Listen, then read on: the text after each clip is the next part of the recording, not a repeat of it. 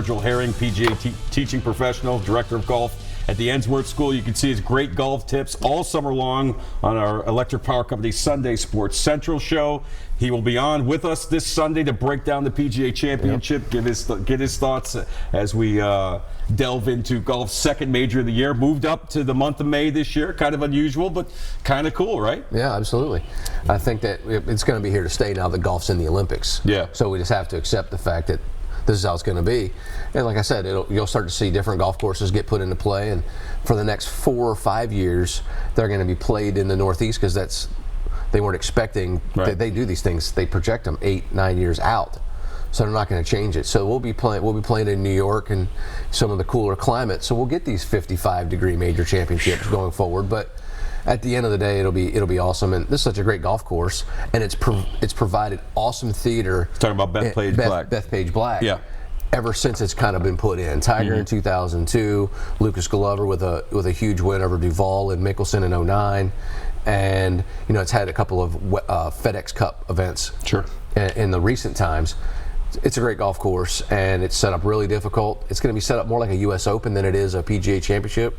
So I think it's going to be very interesting to see what happens. So you say more like a U.S. Open. Can we expect, maybe higher rough or higher fescue or whatever it is you guys call it? I think what you're going to see, the fairways right now are averaging 27 yards wide. So that is certainly narrower than the average. Okay. Then you factor in, and they've had 2 inches of rain in the last 4 days and about 18 inches of rain in the last 4 weeks. So it's super thick and wet grass. So that's not easy to hit out of. So every player that you think about hearing about, Woods, Dustin Johnson, Rory, Koepka, everybody's saying the same thing. You got to drive it in the fairway.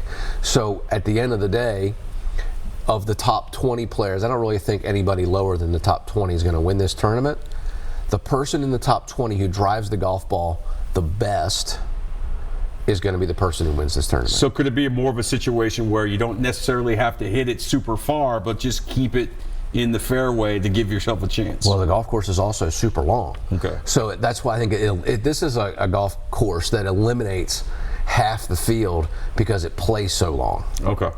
And then, of the half that are left, who drives it in the fairway and who has a good week with their irons, because the greens, although small and they'll be firm and it's obviously going to be fast because it's a major championship, they're flat surfaces. There's not a whole lot of slope on them, so the putting is not going to be taxed like your driving and the iron play is going to be, and that lends itself to a Tiger and a Rory and a DJ and a Brooks Koepka, because Tiger being one of the greatest iron players of all time, Rory being one of the greatest drivers of all time, DJ obviously being DJ, and Koepka is showing that he's the heir apparent of major championship golf to Tiger Woods. Is that I expect the winner to come down to one of those guys. Now, you mentioned Brooks Koepka. Are you a little surprised about that? Because I thought it was going to be Spieth or Rory or one of those two guys to be the heir apparent, to be the guy that wins, that starts stockpiling majors as we go forward here. Well, it's a mindset. At the end of the day, the people that win major championships have a different level of belief in themselves when the oven gets cranked up. And so there are some people that don't handle that well, and some people do. And Koepka, who's only won like 5 PGA tournaments and 3 of them are majors. So he is a person who, when the oven gets hotter, everything gets clearer to him. When there's other people that when the oven gets cranked up, they start thinking a little bit more, they get a little quicker in their decision-making processes, and it affects their game because that's not who they are when they're at their best. And it's the person who can control their emotions and control their game simultaneously is the person who's going to end up holding the Wanamaker Trophy on Sunday. And there just aren't that many people that can do that. And it also, I think, lends itself to who do they have to take down? If Tiger Woods is in that final group, there are not many people that can take down Tiger. If Tiger's not there and Koepka's not there, and you're just dealing with Tommy Fleetwood, who's great, and Sergio Garcia, who's great, and it's Justin Rose, nobody there is like really intimidating. So that's an easier win. Sergio's still celebrating that Masters win from a couple years ago. That party's going on. He's good, man. Yeah, He's playing with house buddies. He really is. It's interesting because he always plays Bethpage Blackwell, but he also draws the ire of the New York City fans. Sure. So, and he doesn't handle not being a fan favorite, and he's having a really rough year in the personal karma department. Yeah. So I don't expect him to. I don't expect him to be in the mix, although his numbers show that he should be in the mix with 9 holes to play. So I think another Spaniard will be in it more than him. I think John Rahm is going to be a very good pick. Yeah, kind of waiting for him to kind of put it together at a major, right? He's got the pieces of the pie for this too. He drives it long and straight. Yeah. He's hungry. He is another person that's taken down Tiger, beat him head-to-head at the Ryder Cup. He's not afraid. He's been there and done that. So, and because this golf tournament is set up like the Ryder Cup was, narrow, high rough, greens won't be super fast, and they're going to be soft because of the rain. Softer, not super soft, but nevertheless, it's a golf course that I won't be surprised if a European wins. Okay. Because it's going to be set up so similar to the Ryder Cup's golf course in France. But it still comes down to, I still think it depends on who's in the mix.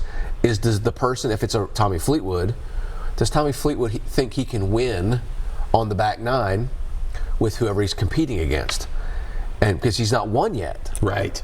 You know, does he feel like he can take down Tiger with 60,000 people pulling for the guy in red? Right.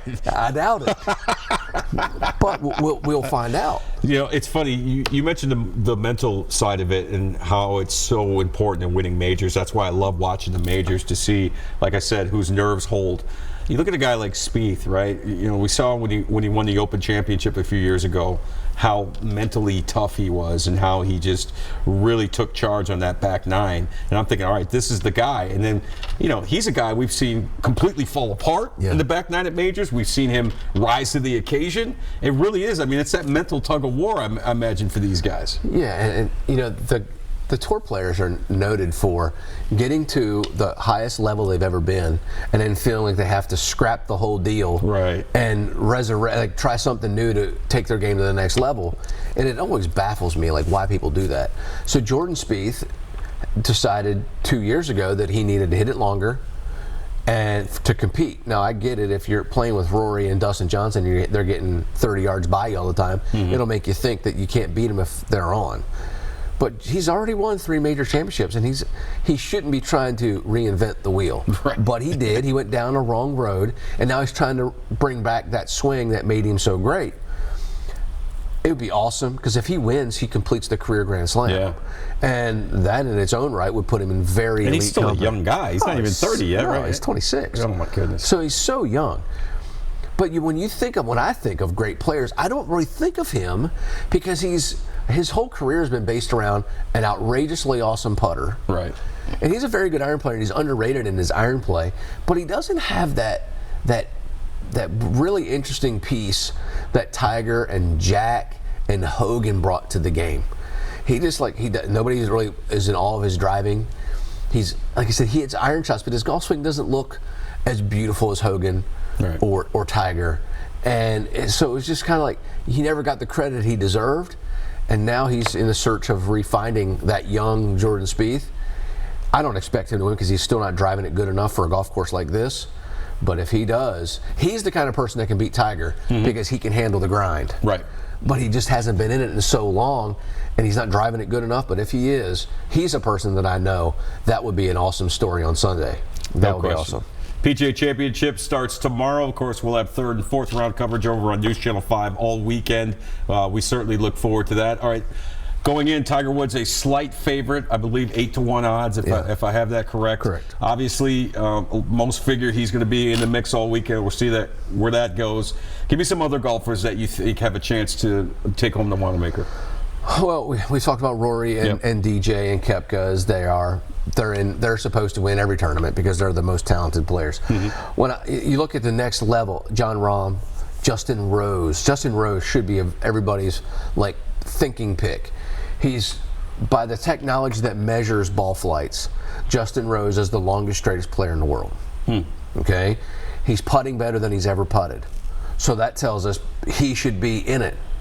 but he also has never proven to take down Tiger in his prime, Right. and nor Brooks Koepka, nor Rory. So he has a gold medal, and he won a U.S. Open over Phil, and he's a very good player.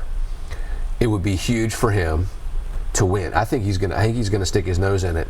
But a lot of this you can't get behind. So like the first couple of days, this is not a golf course that you can go out and shoot a 5 or 6 under par and come back. So you have to figure out how to not lose it early in the tournament. And I think that's the big fear for Tiger and Phil too, because if they don't drive it good early, the cold weather I think is going to be an issue for both Phil and Tiger. A couple older guys, it takes longer to warm up. That's going to be the key. How well do they play in the colder weather rounds?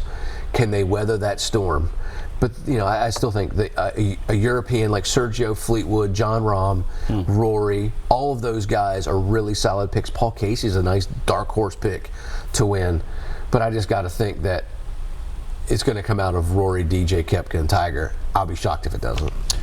Time for another break. When we come back, we're going to talk more about what Virgil does on a day-to-day basis and how he can help you improve your golf game. Make sure you're watching every Sunday night on Sunday Sports Central. But we'll get into what makes Virgil tick a little bit and how the game of golf has really helped put food on the table and help him feed his family. We'll come back. Your phone calls as well. Stay with us here on SportsLine.